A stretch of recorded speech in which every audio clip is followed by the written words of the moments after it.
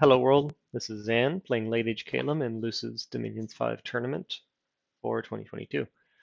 Um, so I know I cut out last episode short just because I know this episode, or this upload, there's actually a pretty cool Olmish battle to talk about. And then following that battle, I guess I can go over some of my opening moves that I guess also happen this turn, and how I plan on using my Titan and again, overall strategy. To start, I believe this is the battle. Yes. So there's a big almost battle where you have a long line of these barbarian heavy horse. He does actually have some ancestor smiths casting earth power and then into legions of steel into strength of giants. On the other side, we have Ulm with whatever he was able to scrounge together, which is a good amount of these ranges of Ulm. And damn, look how cool that is. This little like icon, and they're getting on one knee to take that shot. That's pretty badass. You see that's not their normal icon. You see this guy standing there. He didn't get the notice to fire. So it looks like Fearsome Province defends. You have the villains that come with it. A bunch of Zweihanders on the left flank. Some peasants over here. Members of the second tier, which are his main combat mage, pretty much. We got a vampire in the middle. And yeah, see how this goes. I guess the Mind Burns are going out. That first volley came down and did some damage. I had warned Olm, don't rely too much on the rangers because they will get taken out by the composite bow heavy horse. It looks like Olm's deciding not to sit back into a ranged dual bow. Urgency by doing that. I think that's a mistake. I think you should have him on fire archers and just eliminate these guys while these guys trudge up. Yeah, so you see that his flanking force just took quite the hit. If I remember correctly, we have that attack rear just wiped out the entire Ulm Mage Corps. Down here on the center line, we have the Zweihanders of Ulm's left flank standing around, or I guess grouping up around this Vampire Count, who for all effective purposes will be immune to the Tien attacks. Or maybe not. 21 Falchions will do some chip damage in. And this guy, for whatever reason, not having a lifesteal attack will mean he can only rely on his base regeneration. Oh no, he's slash resistant. Yeah, this guy, for the most part, won't die to Tien. He's sitting there just hand of death. Ulm didn't really have a right flank, and that's why this attack rear just kind of went through. The right flank at his initial battle line were these rangers that have, for the most part, stood in place. So it's mostly just the Zweihanders holding the line against the heavy horse, which is a favorable line for them. And now that Tien did not do the fire into the archers to use his composite bow advantage, these rangers are just taking him out. And then here's something I remember important happened. This guy casts Frighten. Normally, Frighten is not the best spell you want your mages to cast, but he picks a really good target. I'll see if I can spot him again. I did last time. I believe it's right here. Oh no. Okay, yeah, this guy. He drops Frighten on this guy. This guy who has Battle Fright and 2 morale. And that 2 morale ends up tipping the balance for their squad morale roll. I think it's just one big squad. They end up routing. That's that. That singular Frighten cast was enough to tip the scales. Granted, I think if combat would have lasted longer, the only difference would be more of these heavy horse would be killed by the Zweihanders. Mainly because there wouldn't be a morale, or an HP route on Ulm's side. He has all these rangers here chilling in the back. But that was just a very fortunate Frighten cast. Well, we'll see if he can take down the mages. No, it looks like these two might get away. This guy's done for. Yeah, this guy, he just let them pass. Well, that was still a pretty spectacular almost victory.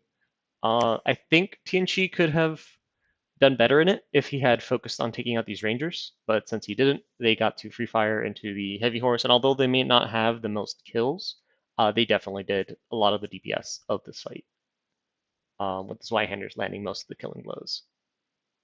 So this is a pretty big Olmish victory. As for my end, we have our first battle into Waka, where I just send half my force to attack an unsuspecting province defense, pretty much. Really, I could have just attacked on turn 1, but it is what it is. And then in Glade Woods, I do the same. To move off of that real quick, we'll go to Silver Woods, just to finish up these battles, where we're going to witness Pallbearer. This is me kind of stress testing how strong Pallbearer will be. If he can survive hits from 34 damage Great Clubs from these trolls, or 37 War Mauls from these guys, he can survive whatever Tien can do. Okay, so with his script done, he's got Iron Skin, Moss Body, Mist Form, Personal Regen. So if you don't have magic weapons, there's math on this. You're not hurting him.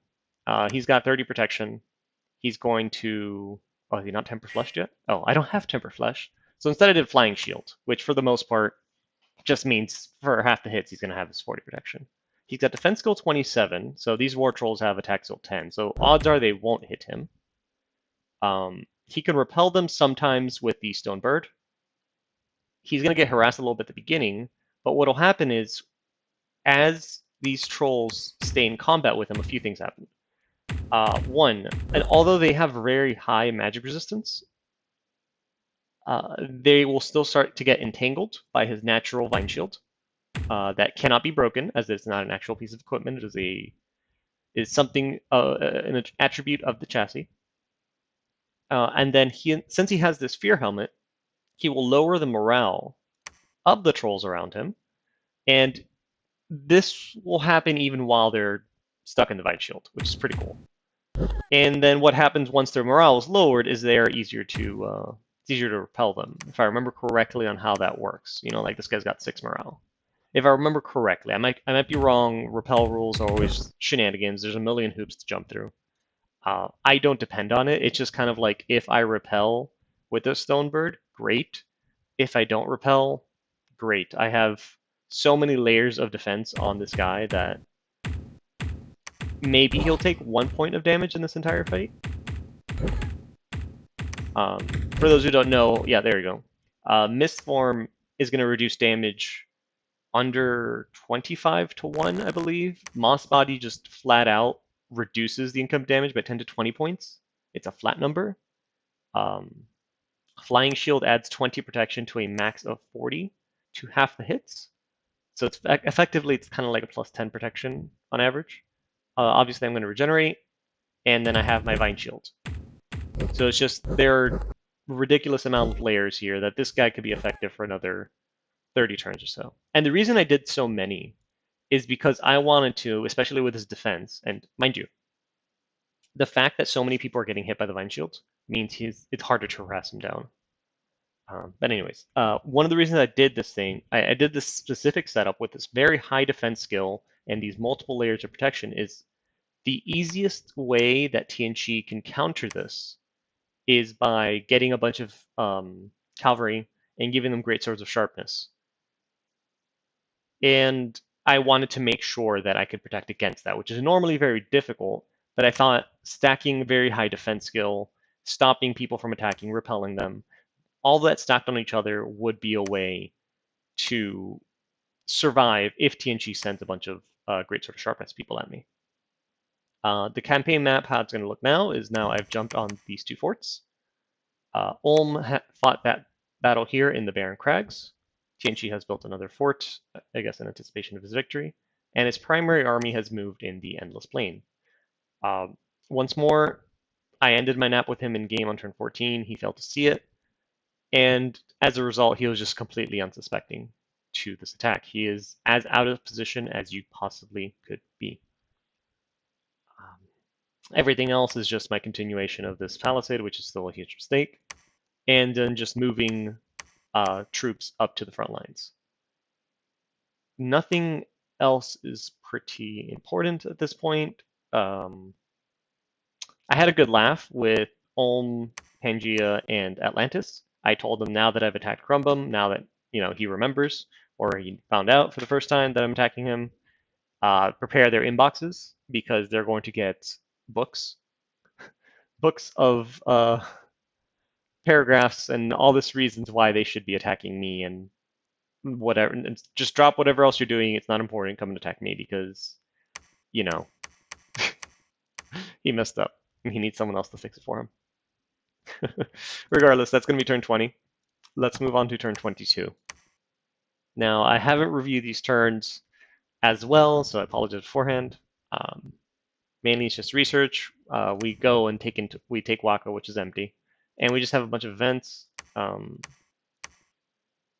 Yeah, misfortune sucks. The main one that I'm still dealing with today is the stupid book with the plague cults, priests, whatever.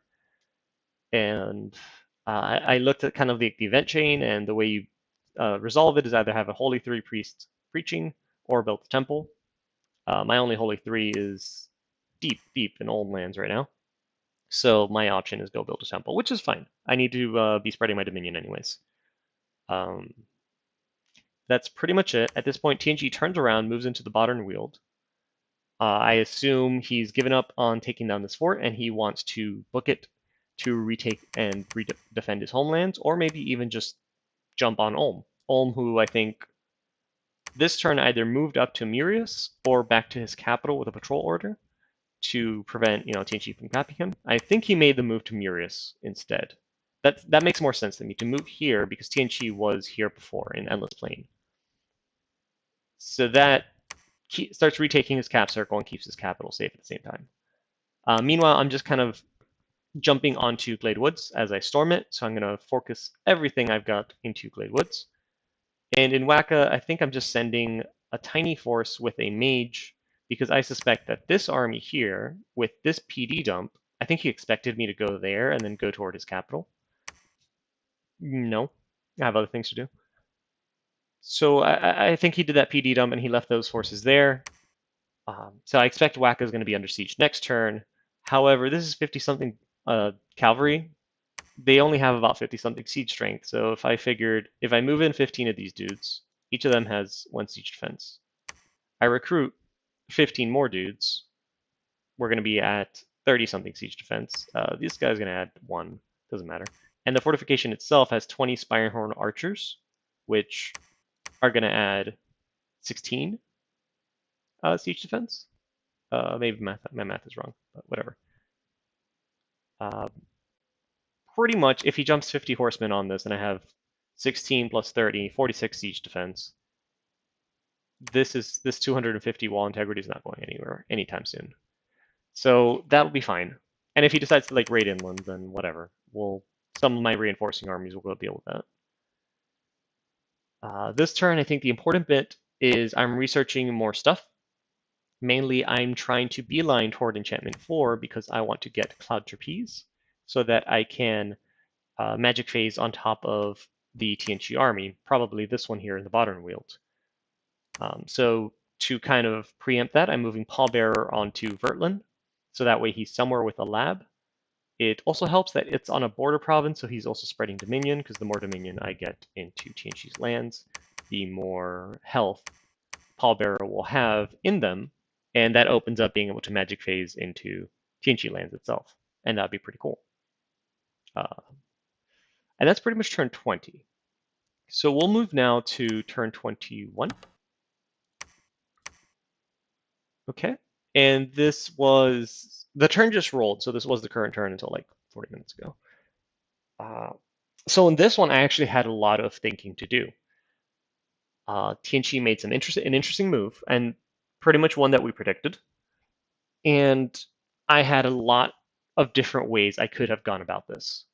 So to start with the good news, I found another magic site, which is great. We witness a battle in the Copper Canyons. So TNG attacks Ulm with his big army to just beat up PD.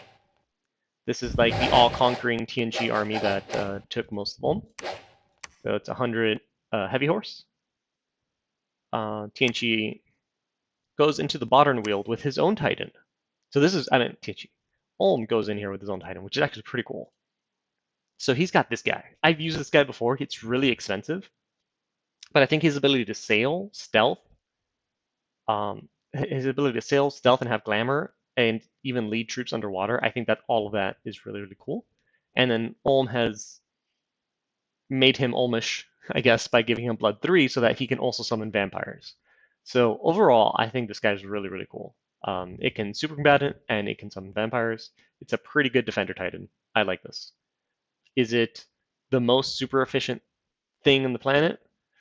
Maybe, because it doesn't have regeneration. Maybe it needs that, but this is fantastic. This is really freaking good. Later on, you don't even need regeneration. You can do Soul Vortex. So like, this is really freaking cool of a Titan for Ulm to have. The issues it's having this turn, and I even talked to him about it, is it doesn't have any reinvigoration, so he's got none. He can. I don't even know if he has the research to do Earth Power, and even then he needs a gem. So right now, 8 encumbrance is pretty big. I recommended him if he casts Breath of Winter in his script with his water magic, he can reduce the encumbrance to 6. And that there was these boots at Construction 2, the same ones I'm using, that give you 2 reinvigoration. And that would help a lot with this encumbrance. But otherwise, I think even this guy could take on the TNT army if he casts Mistform. Yeah, Airsteel Miracle. Yeah, for sure. This he could. I think this guy could take on those Fauchoniers, no problem. 27 protection, 25 defense with glamour. I mean that won't stay on for long, but just the Mistform itself, I think this guy could take him, even with their crits. But it might be risky. Who knows? But pretty badass Titan. So there's that one. In the Endless Plane, these pale ones fail to beat up a singular general, because these guys are actually not bad. They have very good stats. And we have our battle in the Glade Woods, which is just, sieging this fort. We get some more bad events. Actually, I almost forgot about this. So the Henwood, at some point, we need to site search it better. This doesn't guarantee that the Academy of Magic is there, but it's worth checking out. There's a chance it is, and I don't know. I think the Academy Magics is a free for it, and you can recruit wizards out of it. Wizards would be pretty cool. It'd compete with these Woodhenge Druids, but wizards would give me high fire and high, well, actually high all of their paths. They're all their elemental paths. I need them all. So if this is a place that I'll site search with spells later. Worldwide event is there's an arena battle, and I always forget about it. And my scout in Ol gets captured. That's okay. So there were plenty of moves to make here, and actually what you see on screen isn't even the right move. What I did instead of this move, and I kept it top secret from everybody, was I did this. I figured there's no way TNG is going to expect me to just YOLO onto his capital with everything I have. Because if I lose this fight, I lose everything. There's no retreat for them. If I lose this, I lose every single unit in this army. And that leaves me very open for his counterattack. So I decided, okay, whatever. You know what? Let's just go get his capital. That's going to be a huge blow to him, both in game and out of game, because obviously losing your capital, or even having your capital under siege, just sucks for your morale. He moves on to Waka with his 50 heavy horse. That's fine, but as expected, he does no damage. This army here, I have them move to the Pepper Plain with some reinforcements from my capital. Who's this? This is supremely valuable. Like, this is one of the most valuable Harab Elder randoms for me. This guy casts Weapons of Sharpness later, and I don't even have him twice born. But it's very important that I keep, like, the order is great, the slaves are great. Honestly, I need the Dominion spread so that I get more Dominion in TNG lands, or at least lower his, so that my god can operate there.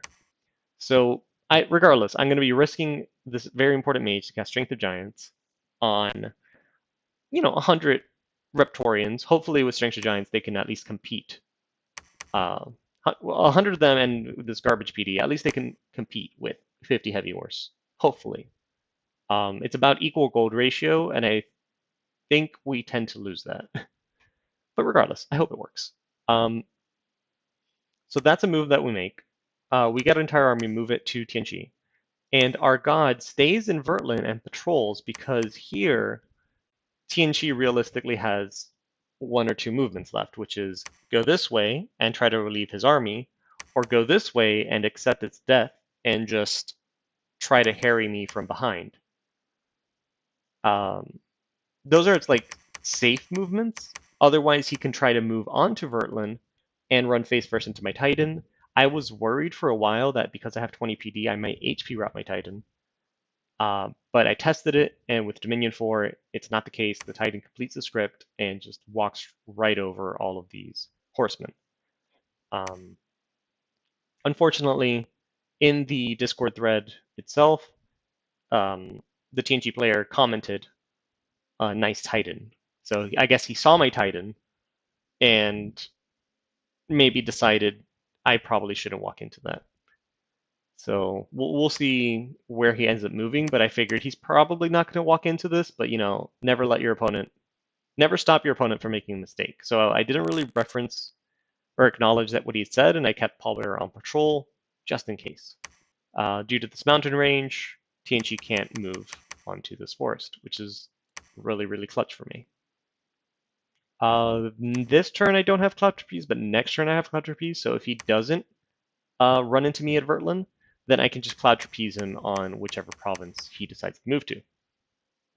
All that being said, I'm assuming his next moves are this army here either moves into the Pepper Plain or consolidates with this other army on Glade Woods, and he's probably expecting a really big fight, which is why I'm just abandoning ship and going to his capital. Because if he goes into Glade Woods and I land 629 siege strength on this 500 wall integrity capital, he will move into Urfel the turn that I storm his cap.